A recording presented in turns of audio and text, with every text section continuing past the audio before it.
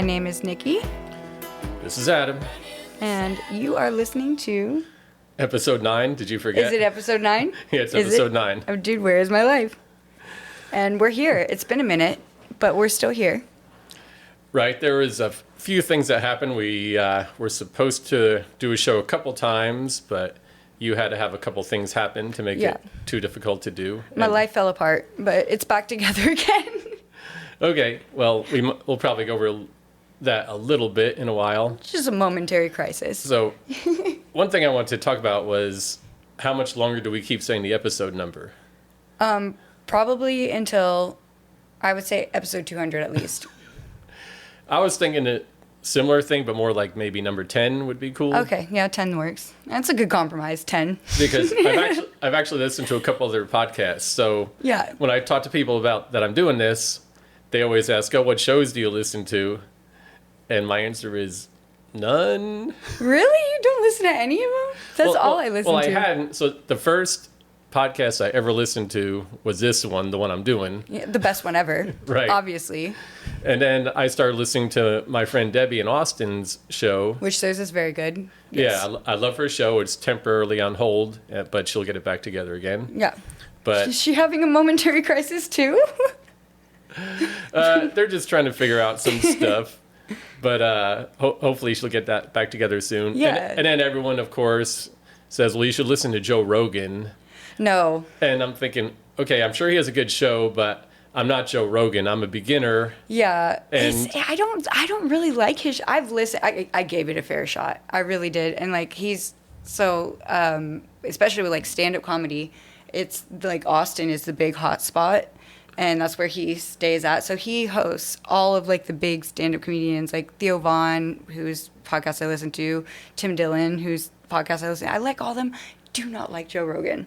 I mean, unless you want to sponsor us. Yeah. Then we love you, Joe Rogan. Please. I mean, We'll come down to Austin It's anytime. not a thing where I don't like him, but he was a UFC fighter, and he was a UFC commentator for years. Fear Factor. And host of Fear Factor.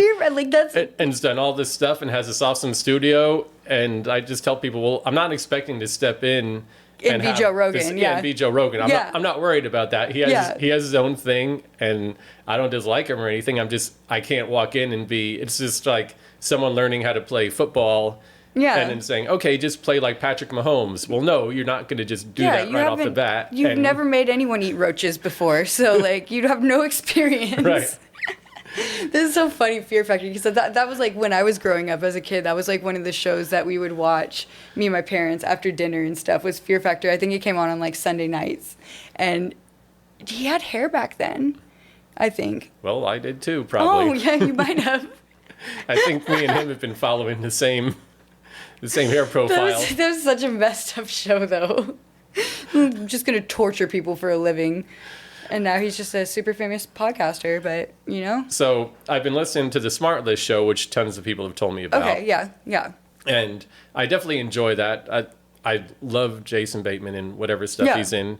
The other two people, I didn't really know who they are, and I know maybe a little bit more about them now. But it's not the way we do it, because they talk for a few minutes and they have some really famous person on. Mm-hmm. Like Neil deGrasse Tyson or something. Right. Like. Other than us, where we're talking about our lives for the whole time, and we're not getting Ben Affleck or Keanu Reeves. They're not yet. Yeah. Not yet. Not with that attitude. Yeah. They're not just jumping on our show. So I do enjoy theirs. Yeah. But I guess the one thing I wasn't trying to push these other shows, of course, because I think they're doing fine without us so far. They need all of our marketing. Yeah. Maybe we can do some cross-marketing with SmartList, you know. Yeah, we'll figure it out. I'll call Jason, you call the other guys. Yeah, I'll call the other guys. I don't know what their names are, but I will call them. And, we'll do some cross-reference, some cross-marketing and help each other out a little bit. But they don't start with the episode number. So I think at some point, maybe after episode 10, we won't do that anymore. We'll pretend we're cool enough where we don't need to. Yeah, you guys should just know what episode it is. Right. Damn it. And that'll be about the time, too, probably 2 or 3 weeks, where I have us out there on the major podcast listening places. Because right now, we're just on my YouTube channel for some friends to listen to and give some feedback and everything. But I'm in the process of finding a host. I don't know if you know, but it doesn't go right from me. Like when I do the sound file, it doesn't go right from there to Spotify, for example, you have to have a host service. Yeah. And it goes through there, and they put it out on all the podcast channels. And then I also have to put together some kind of music because I can't just use Aerosmith's music. Yeah, you have to use the... unless they really want me to. Yeah, sponsor us, Aerosmith. Where are you at? Steven Tyler? Well, actually, I'm actually going to see them in a couple months. Are you really? Yeah. I love that. Me and this girl I work with, let's see, I'll give her a fake name for now. Kmart is her nickname that I gave her. That's good. Yeah, I'm not saying that she likes that nickname, but she found some tickets for $150, which are decent. Yeah. Because she was looking, she said they were like $500, and all of a sudden we were working the other night, and she said, oh, here's 2 tickets for $150 that are kind of near the stage. Yeah. And then later someone told me that Steven Tyler's been having trouble with his voice. So I'm thinking, oh no, is that why the tickets were suddenly cheaper? That happened to me with Willie Nelson. Oh, yeah? Yeah, I had a regular of mine who, he was a big Willie fan. I grew up listening to, like, you know, Willie Merle, all of them, you know, Johnny Cash. And that was one thing on my bucket list. Country is... No, I don't yeehaw. I don't adhere to the yeehaw. I adhere to the old yeehaw. Except for, like, you know, Shania Twain. She's our Canadian princess. We don't deserve her. But, yeah, I always wanted to see Willie Nelson because I grew up listening to him. And my regular at the time found some tickets for, like, $80. I mean, it was standing room only, but I just want to see the dude before he dies. But then he started actively dying while he was on that tour. Oh, no. So he canceled it. I was like, that was my one chance. Oh. Well, I actually saw Aerosmith I'm trying to think, in the 90s. Yeah. Probably like 92 or something. Prime Aerosmith. Yeah, so it was when they had come back from their, you know, they were drug addicts and everything. Mm-hmm. And they came back and they had a few good albums in the late 80s, early 90s, and that's when I saw them. So it was right after they put out several great new songs, and before they were too old, like he could still do the front flip and stuff on stage. Yeah, and they had that one song that don't want to close my eyes. That was their banger in the 90s. Yeah, that was a little later. Asleep. That was from Independence Day. Wasn't that from 90s though, or was it 2000s? Yeah, but that was like 98. Okay, and late 90s. I just remember because I rented that video. And his daughter plays in it, right? In that movie? Oh, yeah, he does. Yeah, she she's does. got as big of a mouth as he does. Yeah, but it's nicer. Yeah. From my point of view. Arguably nicer, yes. Oh, no, I kicked my cable again. Or your cable. But with my son's mom, or what do we call it? Baby mama? Baby mama, yeah. Yeah, baby mama. We rented that video. And so he might have been conceived during that movie or after that movie, for all I know. So you need to thank him. Yeah. When I see him, I'm going to say, hey, I need to get backstage here to thank him. And you demand it. And you say, hey, I'm literally the host of a very brilliant podcast, and everyone's going to be wild about it, and I need to get backstage right now, and I guarantee you they'll let you. Right. And also I think I could help him out because there's probably going to be all these girls that are going to be backstage. And they're going to want some attention. And those guys are in their 70s, so they might be... They're going to need some help, yeah. Yeah, they might be a little too Wingman of the year right here. That's a great plan. That is a great plan. I got it all planned out. I was trying to talk about something else. I don't even know how we... Yeah, where are we going with this? Did you have a point? Did I have a point? No, we don't usually. Okay, yeah. So anyway, I'm going to see Aerosmith. Mm-hmm. And I told Kmart, I was at the bar, and I said, okay, we need to make sure that I have some kind of female relations between now and then. And a couple of the customers were sitting there, and they were laughing. They said, yeah, well, that's a pretty big stipulation for going to this show, because it sounded like if I don't get with a girl between now and then, that she's going to be required to do something with me that night. But I wasn't trying to say that. Poor Kmart. Yeah. But I meant... If you're out there and you need help, blink twice. Well, what I meant was that the last concert I went to with Vanessa. So yeah, that's right, yeah. So I said, if something doesn't happen between now and then we're going to go to the show, and I'm going to be saying, yeah, you know what? The last concert I went to was with Vanessa, and then she's going to get all mad that I'm bringing that up again. Not that I ever do that. Yeah. But would never. No. Couldn't imagine. So anyway, the pressure's on. That's about 2 months away, and all right.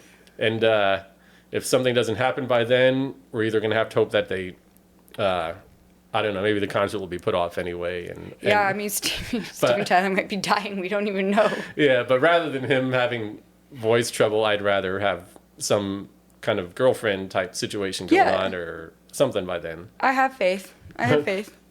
Okay, so you used my bathroom finally last time. I did. So what's the bathroom rating? Did you... Solid 9 out of 10, man. 9 out of 10? Yeah. Okay. It was clean. There was toilet paper. Yeah. Because, like, with guys, like, y'all don't usually tend to keep toilet paper. I know. I've talked about that before. So, like, the fact that there was toilet paper and that it was clean, that's all but I'm not a picky girl. I bartended for 11 years. I've dealt with disgusting bathrooms. Right. So basically, it was clean. There's a towel to wash your hands. There was a towel. Probably an animal print towel. Yeah. Yeah. There's a choice. The decor was nice. Right. There's a choice of. You had a shower curtain. I didn't have a shower curtain. It's a door. Oh glass no, you're right. It's the door. It's a glass door shower. You have a built-in shower curtain. Yeah. That happens to be a door. Yeah, which could be kind of sexy, you know. Yeah. I appreciate your bathroom. Your bathroom is much cleaner than mine, but I'm also a slob, so. And there's also the choice of you could use soap or sanitizer. Yes, or both. So, yeah. ¿Por qué no los dos? Yeah, whatever that is. And if you looked at the soap, the brand, I don't know what the brand is, but it says A Day at the Beach. Oh. And I see. I didn't get that deep into it. So I got that because it reminded me of, remember on Seinfeld when Kramer had the beach cologne? Yes. So I feel like it would be like Kramer's soap that he would get, A Day at the Beach soap. I love that. Your bathroom is very clean. Okay. Very pass all tests. All right. Ladies, pay attention to that. Mm-hmm. That's a 1-up. Okay, now I do have a couple of corrections here, type of things. More corrections. Yeah, you were talking about that coroner last week with the cat. Yeah. And I said, that reminds me of Corona. We both went off on our little tangents where I was thinking Corona the beer and you were thinking the coronavirus. I was listening to that and I was like, why does that not make sense? And I realized what you were thinking. I'm glad that you're still optimistic enough to like think of the beer before the virus. That's amazing. Yeah, some people, they have to jump to coronavirus with everything. There's still people that come into the bar, they're like, how's business? I'm like, it's fine. Yeah. Oh, yeah, what about the coronavirus? Well, that wasn't this last summer, was it? I don't think it was, unless I was in a weird time warp. But yeah, my coworker just came back. He had corona. He went to Hawaii and came back, and he had like the worst time, like the very last day of his vacation. So like when he was like flying back and whatnot, him and his girlfriend got coronavirus. So he was out all last week. I haven't had it yet, so. Well, hopefully it's not as bad this time. Yeah, I know some people have gotten it, but. Yeah, he said his girlfriend was really bad off, but he said that, I guess this was his second time having it. He said it wasn't as bad this time, but I don't know if that was because of the new strand or because he's already had it before. Like I said, I've never had it. My mom's a nurse, so I get injected with vaccinations on the daily, pretty much. She's like, come over here. She's just trying to keep me alive. Right. Maybe she's not really your mom. She's just giving you all these things. For real. She's getting paid to do medical experiments on you. Munchausen's by proxy, for God's sake. Like, yeah, no, I mean, my mom's always injecting me with shit. I think it's been like over like 10 years since last time I had the flu. The minute that flu vaccine comes out, I'm getting like A, B, and C. Like. Yeah, I think it's going to be like someone's going to attack you one day. You're going to bust out all these moves on them and find out you're an assassin. It's going to be like the Bourne Identity where you've got injected with all this stuff. Like I'm just prone. Yeah, you just haven't had your awakening yet. Yeah, maybe.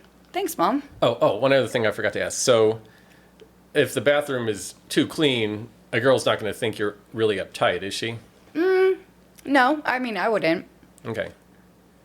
Because I can leave stuff. Well, I have enough stuff around the apartment that's a little bit of a mess right now anyway, so. Yeah, like as long as it looks a little bit lived in. You know, I did date this guy in high school, and his dad was very successful, and so his mom was like a stay-at-home mom, and so she was one of those women that like woke up at 6 a.m. and was cleaning the whole day, breakfast, lunch, and dinner made at all times. And I would feel so uncomfortable even sitting on the couch because I was like, I don't even think anyone's ever sat on this couch before. I don't want to sit on it and ruin it because it was just always like the cushions were always like, fluffed like the right way, and the pillows were always organized in this like exact pattern. I was like, I can never sit on this couch because I'm going to ruin it because no one has ever sat on this couch before. I don't like that. I don't think, and I feel like most of the population doesn't like that unless you're just super OCD. Yeah, some people's houses are like that, and you're thinking, do I need to put a coaster under the coaster? Yeah, exactly. Or, exactly. Like, I can't even drink anything here. No, there's no way. This water isn't even real. No way. Yeah, you just find yourself standing there in space, not doing anything. Yeah, I need to leave immediately. And I dated that guy for a very long time, and I was just always so uncomfortable in his house. You gotta let it be a little bit lived in, show human signs, but you have human signs. Yeah, I definitely got some of that. My one couch, my leopard print couch, that's like 25 years old, believe it or not. Those are the best couches, though. It still looks good. It's not that comfortable, truthfully. Oh, really? Because people sit on it, and it's got this wood beam in the middle. So if someone decides to sit right in the middle, it's going to be painful. Yeah. And then the other couch someone gave me, I don't even know, I think my baby's mama or baby mama. Baby mama. Right. I don't put the S on the end of babies. Baby mama. I mean, you don't have multiple babies. You only have one baby. Yeah, so far that I know of. Yeah. Yeah, so if that couch, if it gets something spilled on it, it's all good. Yeah. One time, years and years ago, I worked at that bar I was talking about, the restaurant Tolbers down in the West End. Yeah.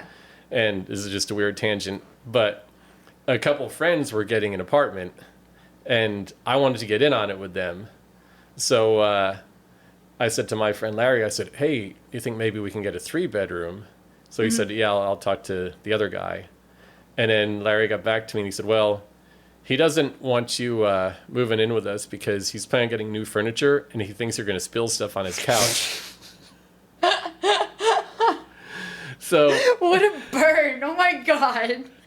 So I said, do I come off as that type of guy? No, because I don't, pretty much restaurants I've worked at, I have pretty much the lowest incident of anyone of falling down, spilling breaking stuff. Shit. Yeah, I hardly ever break stuff. Yeah. And I said, oh, am I known as a spiller? What's going on here? Maybe I was just known as being a little crazier back then than I realized. That guy spills stuff on couches. We cannot let him move in with us. So here's the best part. They had a housewarming party. So a bunch of us who worked there went over there, and everyone's drinking and everything. I was sitting on the couch with a drink, just being really careful not to spill it. And one of the girls who worked there... Double fisting it. One of the girls who worked there was drunk, and she tripped and fell on me. Into you? Yes. It's just completely like a Seinfeld episode. You're right, I don't deserve this 3-bedroom apartment. You don't. You're right. But, I'm sorry, I'll stay at the budget. But it was something like, it was some girl that he was trying to get drunk so he could get with her, I think. And then she fell on me. You're welcome. That's so funny. I remember the first time, because where we worked together was my first bar job. I remember my first time I was working cocktail, and I had a full tray of drinks. And it was everything. There was wine, a Bloody Mary, beer, cocktails, a little bit of everything. And I carried it out because I was working, there was a private party on the patio, and I was carrying it out, and there was one girl that was really drunk, and she took one of the drinks from the edge of the tray. People who are trying to help you. They think they're helping you, but I'm like, no. Throwing you off balance. No. And then the tray tipped over, and everything spilt on me, and it was literally every kind of liquor and beer and wine all over me, and it was probably 6:30 p.m. My shift had just started. I was like, I don't even know how I'm going to drive home. I'm going to get pulled over, and they're going to think I'm drunk because I reek like alcohol. That was the worst, and I only let someone, because I didn't think about, the whole science of it, of pulling a drink from the side of the tray and it tipping over. Never did it again. Learned my lesson that day. Yeah, well, you probably didn't think about other people doing it, because patios could be tough, because you could go out there, and sometimes there's just a strong wind that whips against the building that could throw you off. Yeah. But also our patio, I mean, I'm bartending, but once in a while I'm helping a waitress out, and she'll say, "Can you bring this tray of drinks out there?" I help, but I'm not used to carrying trays for a long time, but I can still do it. Yeah. And you get to the door, and you have to back up into it and slowly push it open. But there might be a customer who's outside, Yeah, and you they gotta hope see you don't run into them. Yes. But then just as you're shifting your weight to lean on the door, they pull it open, and all of a sudden you kind of fall backwards, and then the drinks go. So, yeah, a lot of the times it's someone trying to help out. That's why we stay behind the bar. We don't go out anymore. Yeah. The minute that I learned how, like, I was actually officially trained to bartend, and I started picking up bartending shifts, I'm like, I'm never cocktailing again, ever, because it's dangerous territory out there. It really is. People can touch you. I don't like that. I don't want people to touch me. Yeah, some people are great at it. Yeah, well, not me. Back in the day. Okay, you were saying you got Bruce Willis mixed up with The Rock. And yeah. First, Bruce Willis isn't dead. Yes, he is. No, I just looked it up like a week ago. He's not doing well. No, he's dead. He has to be. He's got an aggressive, I think it's like an aggressive form of Alzheimer's. Yeah, he's dead. I'm Googling it. You're going to Google it? Okay. I'm Googling it. Bruce Willis. But either way, he shouldn't be mixed up with The Rock or Dwayne Johnson or The Rock is Dwayne Johnson. The Rock or Vin Diesel. He's not dead. No, I told you. Then who died? Someone died. I'm sure someone died. Well, okay, so there's The Rock, there's so Bruce Vin Diesel, Willis, Bruce Willis, and who's the fourth one that died? Okay, so The Rock, one of his parents is black. Yeah, I can see that, yeah. And Vin Diesel, I was looking that up because he looks like one of his parents could be black. Yeah. The story is that he's not sure what ethnicity his dad is, but But I don't think his mother's white. He doesn't look like his dad's white, really. Yeah. But Bruce Willis is a white guy, so I think maybe you're used to seeing him in later movies where his head is shaved and maybe he's tan or something. You know who I confused him with? And this is really embarrassing. I confused him with Mickey Rourke the other day. Huh? I wonder how that could happen. I don't know. I don't know. I was watching this movie. It's called Spun with Brittany Murphy in it, and Mickey Rourke he plays like one of the main guy characters. And I was watching it. I was like, is that Bruce Willis with a wig on? It was Mickey Rourke. Okay, but Bruce Willis, he was on a TV show in the mid to late '80s, and he had hair back then. I mean, if you saw him Did he have hair? Yeah, well, he wasn't bald all his life. Some people are. He's probably the first guy. There's this show called Moonlighting. Okay. And it was a detective show, and he and this lady, Sybil Shepherd, this actress, they had this detective agency.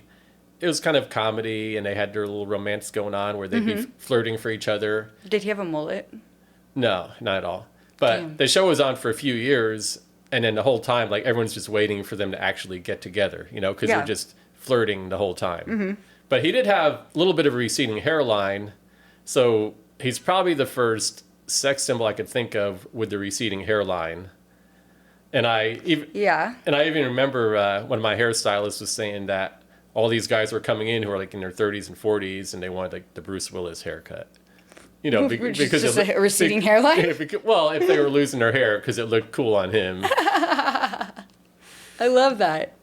Yeah, I don't know how I confused it with Mickey Rourke, but And then he did the Die Hard movie, and everyone was totally surprised how successful that was, and then he became the action star. See, I just know him from Pulp Fiction. Yeah, he's been in a lot of movies, but he started out in a little more of a comic role. But that's how it goes with some people. The Hogan's Heroes guy, not that it's really a mistake, but Bob Crane was the actor. Okay. I may have made a slight mistake, but not really. He wasn't really a big porno watcher that I know of, per se. But from what I read, he had some other buddy who was in the business, and they would get girls to come back to the house, and they would film them having sex. Oh, so like Girls Gone Wild. Yeah. But I think not the girls having sex with each other, but with them, with the guys. Yeah. And I'm sure the girls probably knew because back then the cameras were way bigger. This is like it's kind of hard to hide. It's like the 70s. It's not like just the stuff mini it in a giant like teddy bear. Yeah, it's that huge tripod. Maybe I wasn't too far off the mark there. Yeah, you're fine with that one. We'll give that one. That's cleared. Okay. Now I do want to bring up the word hitch again. So not trailer hitch this time, but I was watching the movie Hitch. Mm-hmm. I watched parts of it before, but I never saw it. Yeah. But it's not a bad movie. Like, he can kind of predict With Will Smith, right? Yeah, okay, you've seen it, right? Yeah. And then Kevin James is yes. the goofy guy. He's trying to teach, the hot chick. He's trying to hitch. Right. And then meanwhile, he's, the smooth guy, but he's falling for Eva Mendes. Yeah. Who's wrapped up in it all somehow. Mm-hmm. But then, of course, at the end, he gets found out and she doesn't like him. And then he has to kind of prove to her, I guess, that he really does love her and he's not a jerk. And that's all good and everything. But the thing is, like, how are they so in love? Because they had like 1.5 or 2 dates. And all of a sudden, they're just totally, totally in love. They know they're going to be together forever. And almost the same with Kevin James' character and his girl. They've just had a few dates. And like all these people are just totally in love after 2 or 3 dates. Yeah. Head over heels. So I'm just going to criticize the plot there a little bit because... unrealistic. They should have taken a little more time to let the romances develop. Right. But that's neither here nor there. Yeah. Which is going to be my new favorite phrase on this show to... Uh-oh. when I'm just rambling on about something. I'm sure there's so many people out there thinking, man, I'm going to listen to this show because it's going to cheer me up and help with my anxiety and depression. And then this guy's just analyzing what went wrong in Hitch and how it could have been a little bit better. Let's talk about this movie from 2006. Yeah. It's all right. You guys love it. Okay. I did want to criticize you again with your parking, possibly. Oh, yeah. Hold on. I got to get a drink if you have any words to say in your defense. Well, I mean, I'm just not a good driver. I never have been. And I never claimed to be. So I feel like I'm not in the wrong in that one. I actually got in trouble the other day. I was leaving my boyfriend's bar and I backed into the curb. But I guess like from the vantage point of the bar, it looked like I hit a tree. Hold on. Keep talking. I'm going to put the AC on because I'm hot. Okay. Are you hot? Yeah. Okay. No, I'm fine. Okay, keep talking. But if I'll be you're right hot, back. it's fine. But yeah, I just I guess from the vantage point of the bar, it kind of seemed like I hit the tree. So the girl that was bartending texted my boyfriend because I was going to meet up with him, and she was like, "Nikki just hit a tree," and he was like, "What?" And he's like, "Yeah, so and so who's the bar manager just watched her do it," and he was like, "I didn't know what to say, so I just responded back, okay." But yeah, I'm not a good driver. I've never been a good driver. I don't want to drive, but I am not rich enough to afford a chauffeur yet. Okay, so that was cool. So I put the AC on and you hit a tree while I was gone. Okay, got it. Yeah. So last time I walked you out and you told me that I did a great job. You did a good parking job. And it wasn't parallel, it was in a parking spot, so there's no problem. Why are you laughing? Because it was so bad. And we got out there, and of course, most of your car was in your lane, but kind of. One of your tires was in the other lane, your front tire. It's okay. So I was thinking that if it was a parking lot where the spaces are diagonal, then you'd be fine. Yeah. So that got me thinking that I realized when I go to Kroger, the parking spaces are diagonal. Yeah. But at Target, they're straight. Yeah. I'm wondering what the science is behind that, like why they would choose one over the other. I don't like the diagonal ones because it's harder, like when you're going through lanes, you have to like go in a certain direction. You know what I'm saying? Whereas if you're straight, you can go either way and still park. Yeah, maybe they're encouraging that. I was thinking about it. I think all the Krogers and Targets I go to are like that one, or at least the newer Targets, they're pretty much straight. Maybe Kroger has a little bit of an older crowd, which I think it does. And maybe they think people... Only the old folks go to Kroger. Well, not only, but I'm just thinking that maybe they think people that are older, they can't drive, so they need diagonal spaces to pull into. Older people and Nikki go to Kroger only. Right. So, I don't know. I was just wondering about that. Yeah. So yeah, I definitely shouldn't, and I have to get my driver's license renewed, and like I am almost terrified that they're just gonna say no. No. Because if you look at my car objectively, I shouldn't be driving. I shouldn't be driving, man. Like, there's dents in every single corner of my car. They're going to be saying, we've been listening to this podcast called Dude, Where's My Life? Like, we need you to retake your test. We've got your confession that you shouldn't be driving. I should not be driving. I really shouldn't. I'm terrified. My parents are like, even yesterday when I was trying to get my phone renewed, the guy asked me for my ID. I don't ever remember giving the AT&T dude my ID, but I brought my driver's license in, which is expired, and then I brought my passport in, which is not. And he's like, oh man, you brought the passport in, you're fancy, huh? And I was like, well, my driver's license is expired. He's like, oh, then I can't fix your phone for you. And I was like, you shouldn't have told him that. He never would have even realized that. He wouldn't have known. He definitely wouldn't have known. But yeah, now I'm terrified. He's like, you really need to get your license renewed. Like, why would someone at the phone store say that? That's something that I would say like at the bar. Kid. If a really young-looking girl came in and had a questionable ID and then it was expired, I might say, okay, what else do you have with you? Exactly. This is expired. Which would I bring? My passport. Yeah, but at the phone store, who would say that?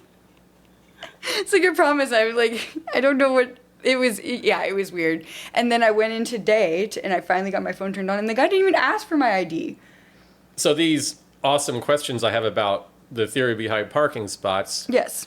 I just want the girls out there to know that whoever ends up going out with me or becoming my girlfriend, she's going to get to participate in these awesome discussions with me. Trial and errors. But I do have to ask, so were you upgrading your phone or what's going on? Well, so I had a phone. My parents bought me a phone way back in December, and I've just been lazy because I needed to back up all my shit from my old phone. Right. And I needed to put it somewhere. And so, but I didn't have so you got that done? Yeah, I didn't have a laptop, but then my dad ended up retiring and gave me his old work laptop. I probably shouldn't have said that. Definitely never happened. Definitely turned that laptop back in.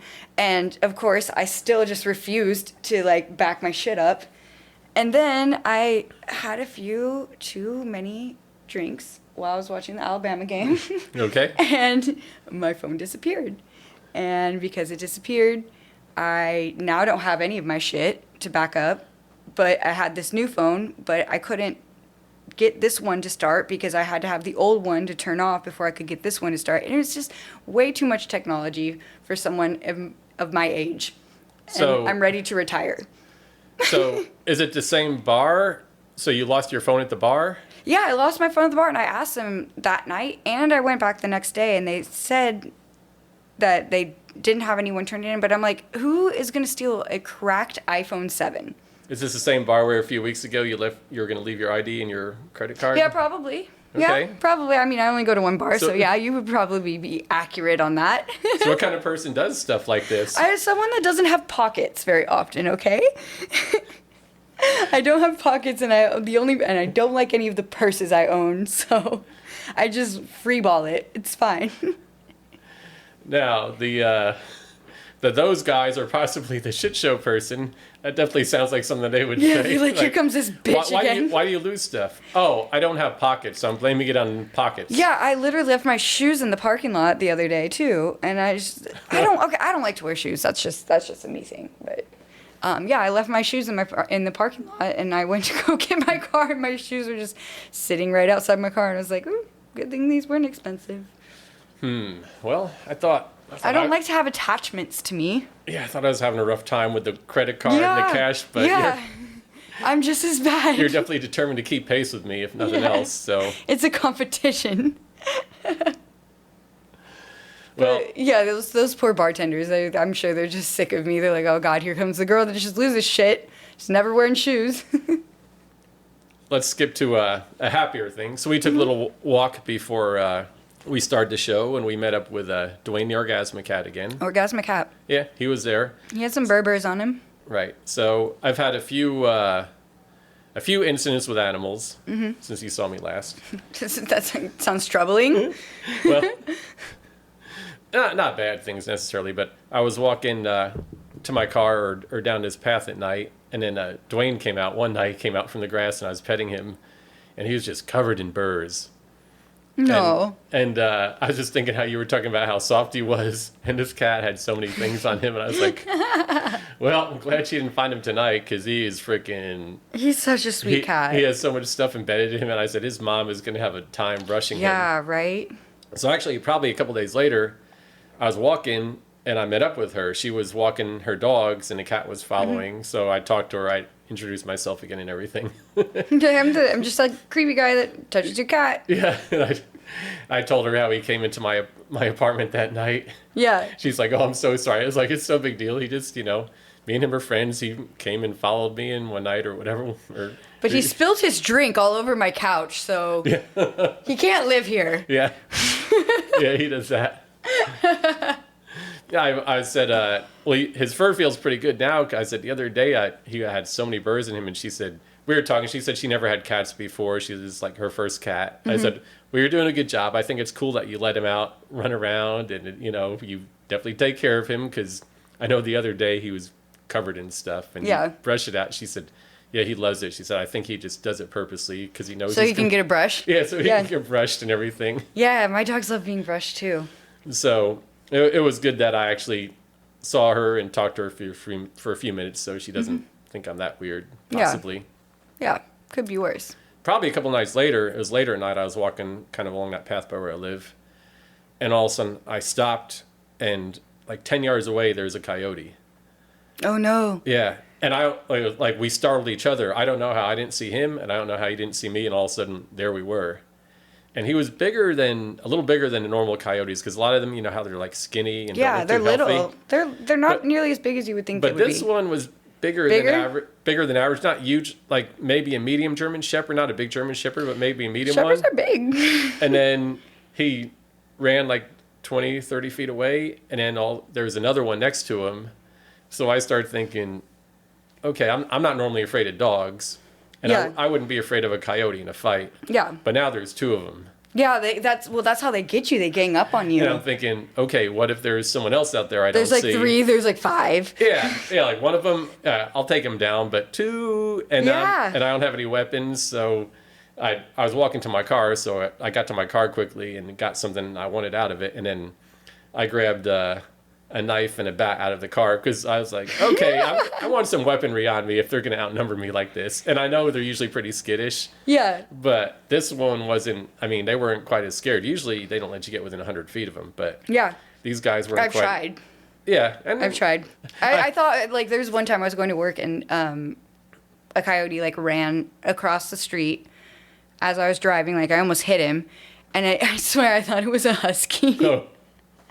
I thought it was just like a really skinny, like a husky that had been like out for a while, like hadn't had a meal in a minute, So I was like, oh, I gotta go get this dog, because like the night before, one of my good friends, he lost his roommate's dog because he accidentally opened their gate in their backyard, and both his dog and his roommate's dog went running out. He found his dog, but he couldn't find his roommate's dog. So I'm already hyper vigilant, and I see this dog. I'm like, that's a husky, and I was like running towards him and stuff. And this coyote was running away, and I finally got close enough to him, and I was, that is not a husky. Yep. I'm sorry, sir.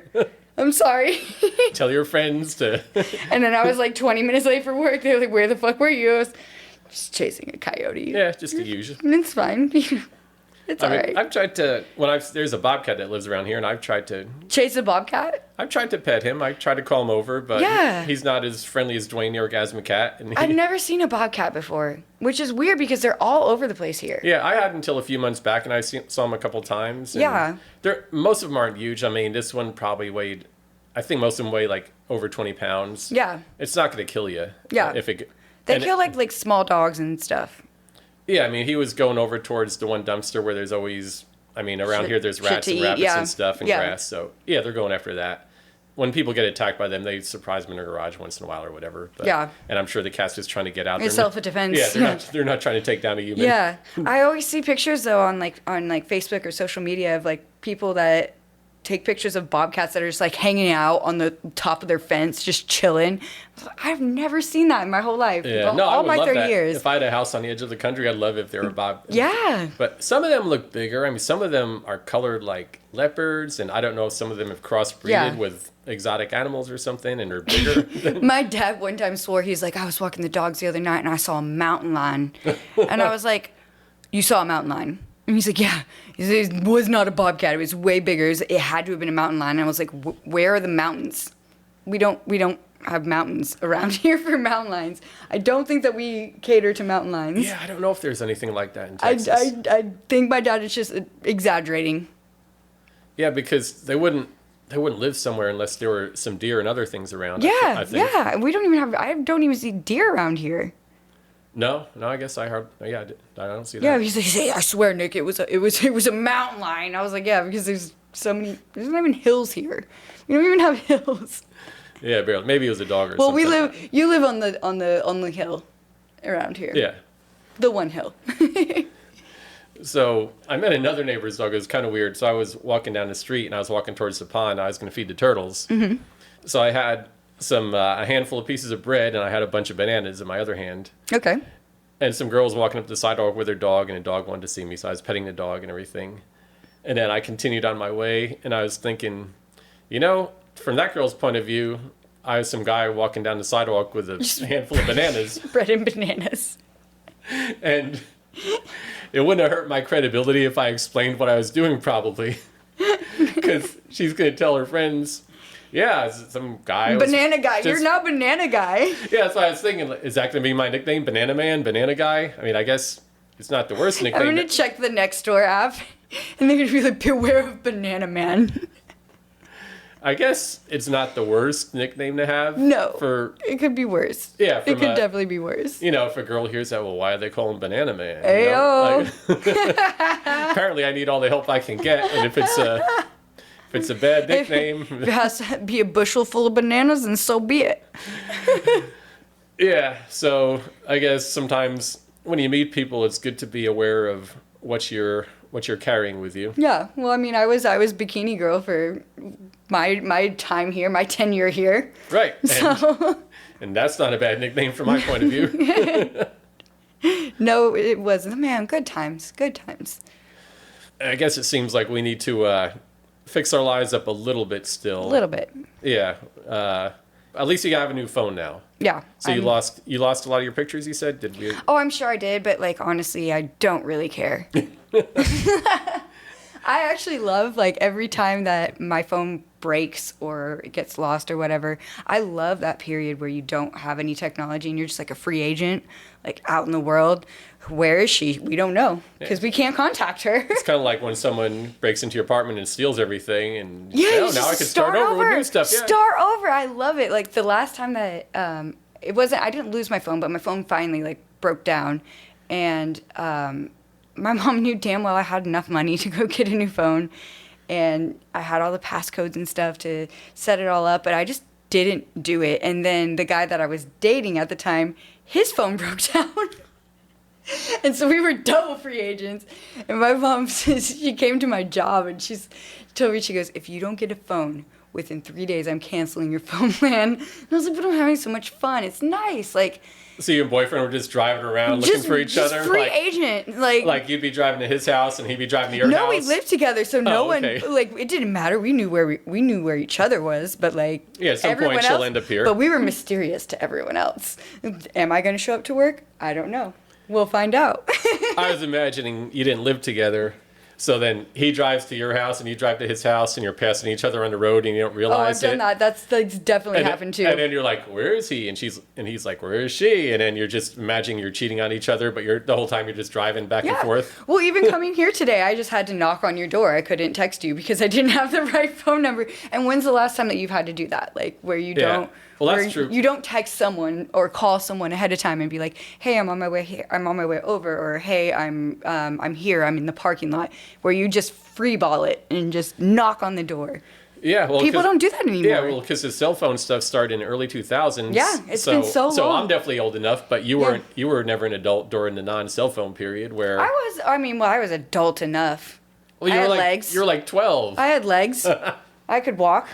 But I'm just saying, like back then to get dates. Yeah. You had you to did knock on the door and then hope like their parents don't answer it. Yeah. Well, I mean, just knock on doors all the time, but you would call someone and say, yeah. Hey, do you want to go out tomorrow night? Okay, I'll call you tomorrow. And then you had to actually be somewhere. Yeah. Where someone could call you. See, I love not having technology because I'll be like one of those weird people. Like I'll leave like notes on your car, like under your windshield, be like, contact me at the dog park at 5:30 p.m. because I don't have a phone, and I'm totally okay with it.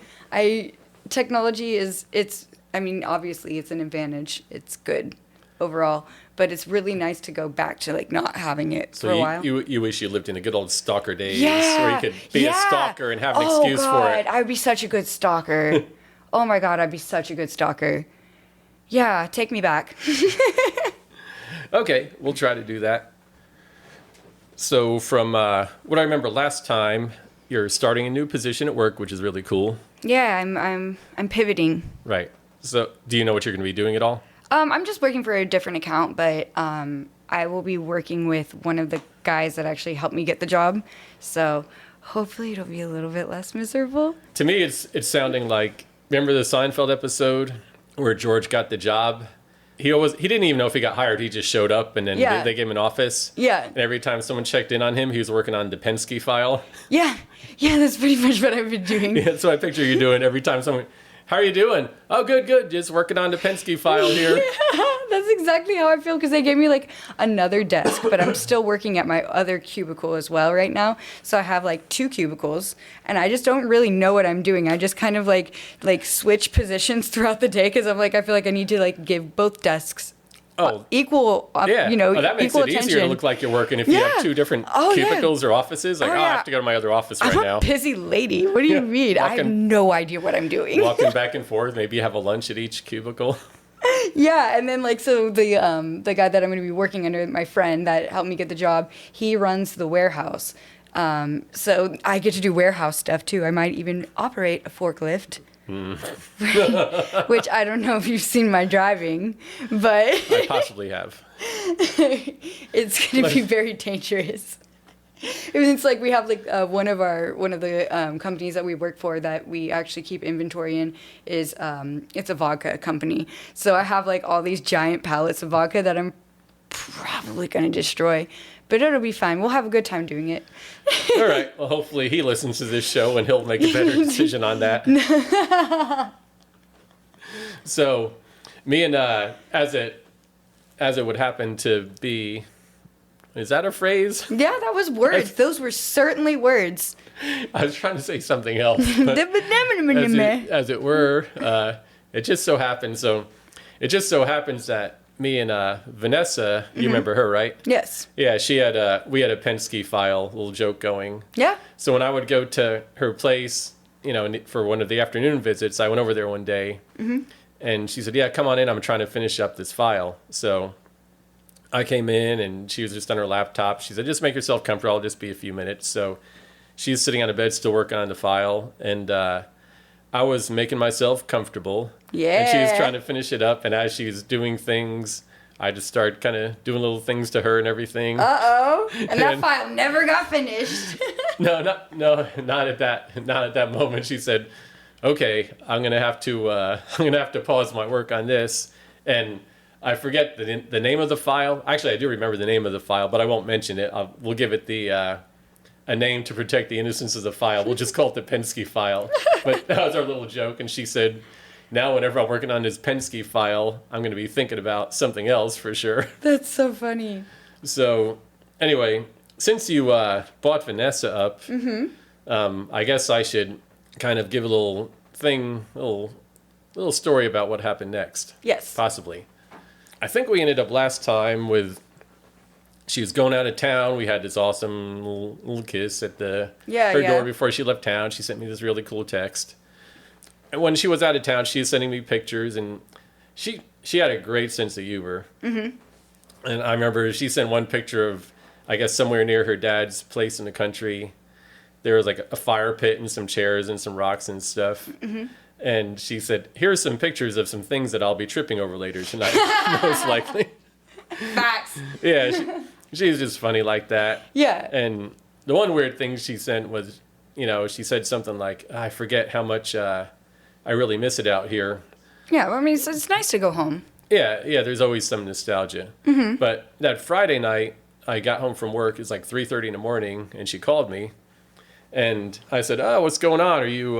tripping over a fire pit? Yeah. I said, so are you drunk or what's going on? Because I assumed she was hanging out with her relatives doing some of that. She said, no, we had some drinks before, and everyone went to bed, and she tried to sleep, and she couldn't, so she went out for a walk. And she said, yeah, I just went out for a walk, and I couldn't stop thinking about you.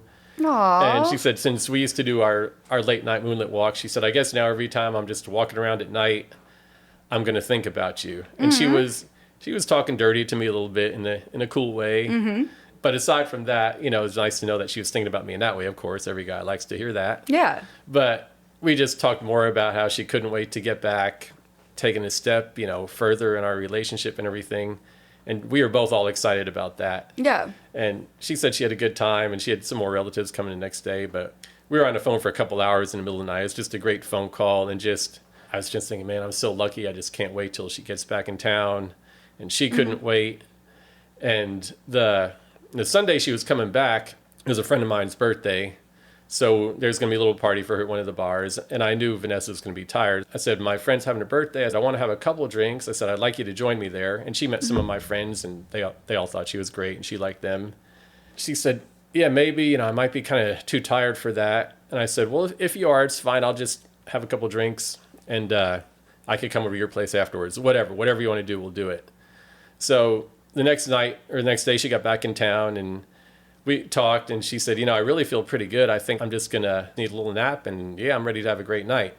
So she's pretty psyched up, and then she texted me that she's thinking about me and everything, and a couple little sexy texts there. Ayo. And I was thinking, man, I just want to go over her house right now, but I want to let her rest a little bit and just build up the anticipation for a great night. And I was at the bar with my friends, and she didn't call or text or anything. Over the next couple hours, I called and texted a couple times, and she didn't answer. So I was annoyed. I wasn't happy about it, but I also knew she was really tired, and she was kind of a sporadic sleeper, where some nights she would stay up real late, and others she would just fall asleep early. Yeah, especially she was up at 3:30 the other night. Yeah. She had a long weekend with her relatives and traveling and everything. Yeah. So the next day, she called in the morning and said sorry, she fell asleep and everything. And I called her a couple hours later before work, and we were talking, and it didn't feel right. I said, something doesn't feel right here. Yeah. So we talked for about 10 or 15 minutes, and then it got back on track, and she was laughing and everything. She always talked about how when she was talking to me on the phone, whenever she got off the phone, her cheeks hurt because she was just either smiling or just happy to talk to me or laughing or whatever. So it seemed normal. She sent a couple texts to me at work. And the next day, a couple texts, and I called her the next night, and she was kind of weird. I could tell she had a couple drinks, and she said she's having trouble getting her younger kid to sleep and his homework done and all that. She said there were some family issues going on. Okay. So we were talking a little bit more, and she seemed really stressed out about some stuff. And I said, well, is there something with us that you need to talk about? Yeah, because you said that it felt weird earlier, so. And she said, no. She said, no. I said, you sure? Nothing to do with us or me? She said, no. My family's got so many issues. She said, you're doing great. You're turning your life around. You're doing great. You have ambition and everything. Mm-hmm. And as we were talking longer and longer, she definitely sounded like she was drunk suddenly. Yeah. So I guess she had a few drinks that were creeping up on her, and maybe a couple more, and then they were all hitting her.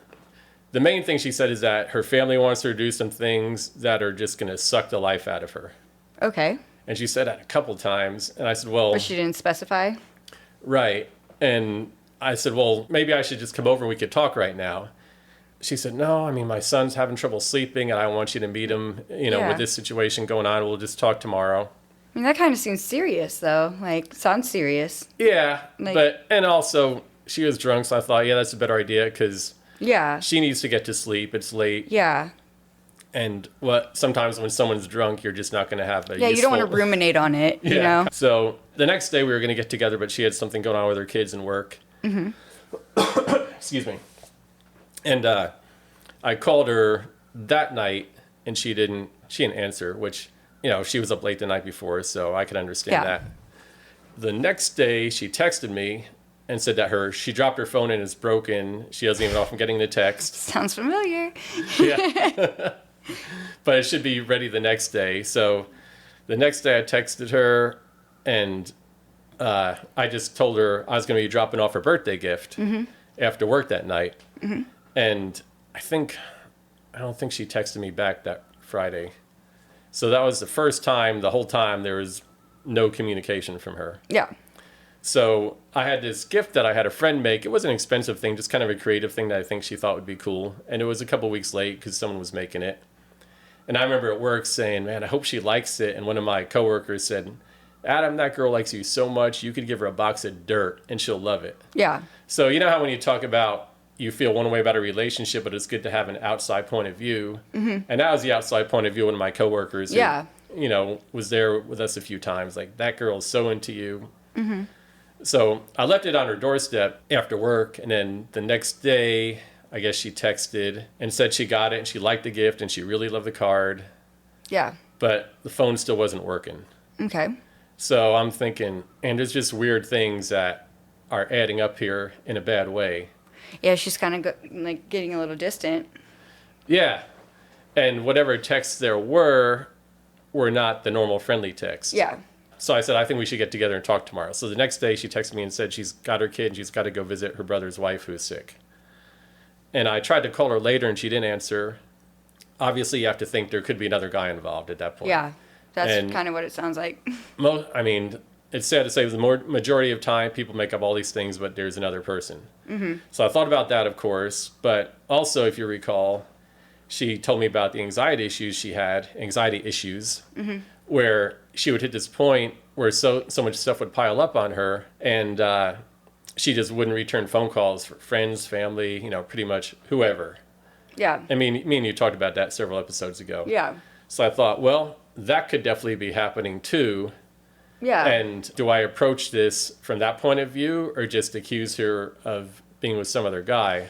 Could go one of two ways, man. Yeah. So I decided, okay, I'm going to take the high road because if that's what it is, I could help her through this. And when we get through it, she's going to know that I'm the guy who supported her. I had her back, all this stuff. I could accuse her of something else. And either way, she never let me down before. And I just was thinking she wouldn't do that to me. Yeah. And when you're in that situation, of course, anyone wants to believe that this person that they've trusted and everything is just, they're just not going to do that to you. Yeah, nothing's happening.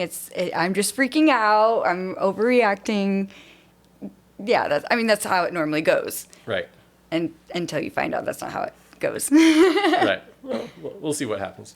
Anyway, I just thought, okay, I'm going to take the high road on this. So I sent her a text and I said, if there is some kind of mental health issue going on, it's okay. I'm here to support you. Yeah. Let me know. I know you've had your anxiety stuff before. Let me know what I could do to help. Just don't leave me out of it. I want to be there to help you. That's what I'm here for. Yeah.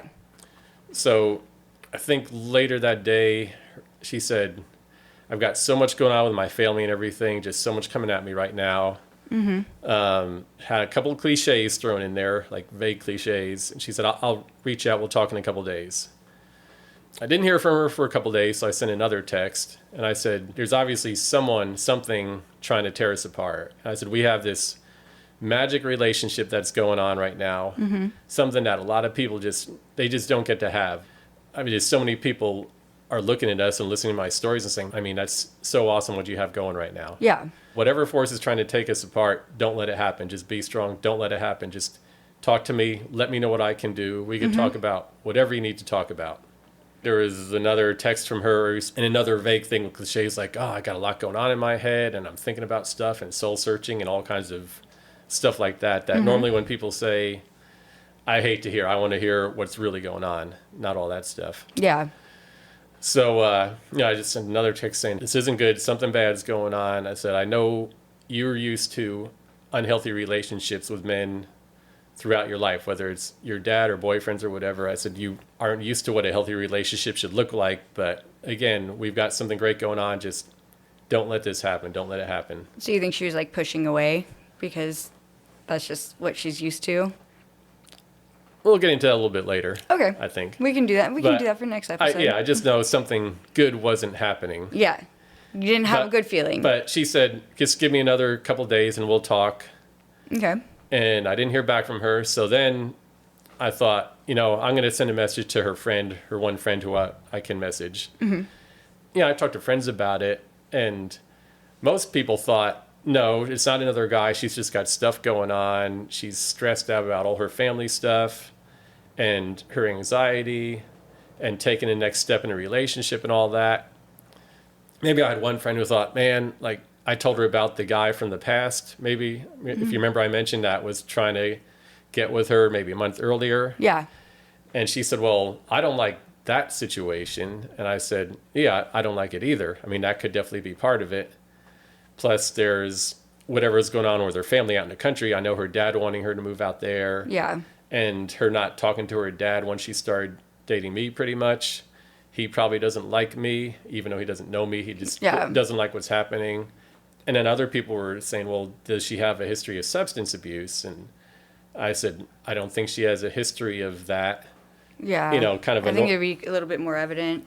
I mean, but sometimes it's not. You never know. Right. Yeah. And I remember watching some show about some wrestling guys, some professional wrestlers, and they had all these crazy lifestyles. And a lot of times the common thing was someone had a drug problem or some problem and their friends didn't even realize it. Yeah. So anyway, I texted her friend and said, hey, I don't know what's going on with her. I know you're her friend and you're probably not going to tell me, but I just want to make sure she's okay because she was talking about me meeting her children and going on vacations and stuff together. Taking the next step. And everything was great. And then all of a sudden a week later, she's not even accepting a phone call from me. I said, and that's completely crazy. So I want to make sure she's okay with whatever's going on. Yeah. I actually messaged her on Facebook. So her friend didn't see the message for a couple of days because she doesn't get on Facebook that much. Mm-hmm. And then I saw that she received the message on a Thursday. And probably just a few hours later, I was leaving the gym before work. And I got the message from Vanessa finally. And it was a terrible message. It was a breakup message, of course. Oh no. Yeah, and I was gonna wait till I got home because I didn't want to read it and drive because I thought I'd be a bad driver, but then I couldn't wait. Yeah, don't act like me.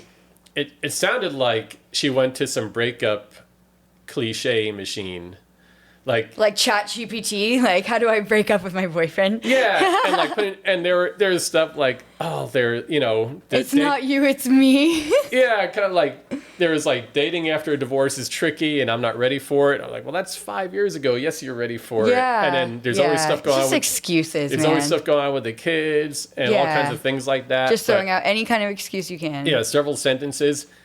I felt like I was getting broken up with by George Costanza. I mean, it felt like, how would George break up and give this set of circumstances going on? Yeah. And all these cliches. I was like, well, this is terrible because we used to talk to each other with such honesty. Mm-hmm. And it's hard when you're used to that. And then now you're just using these cliches. It doesn't even sound authentic. Yeah. And then one of them was, I had a good time getting to know you this past summer. Oh my God. And that's not someone. That's like straight out of Grease. That's like, if someone works with you for a couple months at a job as a summer job and you don't even know them that well and they go off to college and you're like, yeah, it's good getting to know. I wish you well in your endeavors. Yeah, it was like that. But I mean, the main sentence was, I just don't see this going any further. And that was like the only thing that mattered in that thing. Oh no. And I mean, it just like, boom, right into my heart.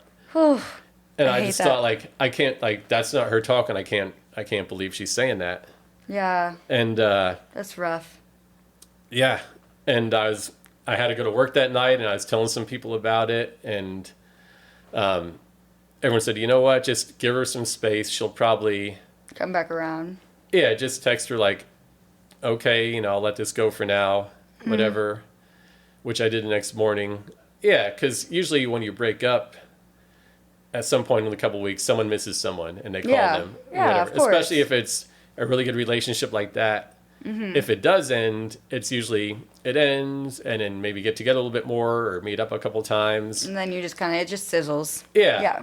And with this thing, of course, it didn't end. It wasn't ending on a down note. Everything was up, up, up. There was no, it was fading and then it ended. It was just up, up, up. And all of a sudden, a week later, she's not talking to me. You know. Yeah, and that's the worst is like when you end up having to end a relationship like that you feel is going so well, because it doesn't make sense. You know, it's so different from like, oh, okay, well, I've been dating this guy for 4 years, you know, and we fight every day. And we can't even stand each other. We can't even stand being in the same room. We're just basically roommates, but we don't even like each other. You know, that makes more sense. And like whenever those type of relationships ends like that, it still hurts.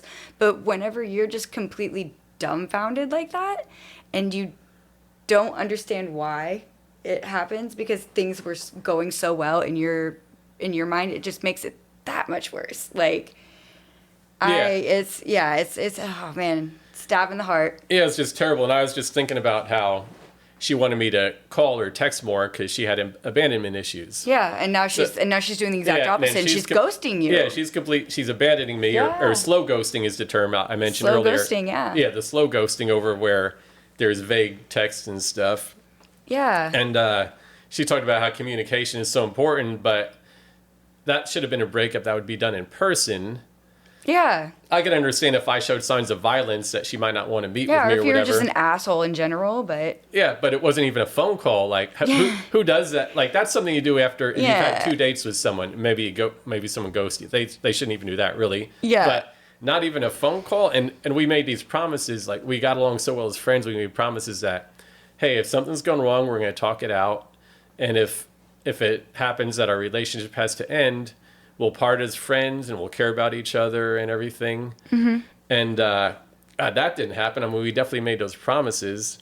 And then the anxiety stuff, I mean, she knew I was coming off of depression and she was a big anxiety advocate. So I was being nice to her, leaving room for her anxiety issues. And while I was doing that, trying to help her, trying to be aware of her mental health, she showed no concern at all for...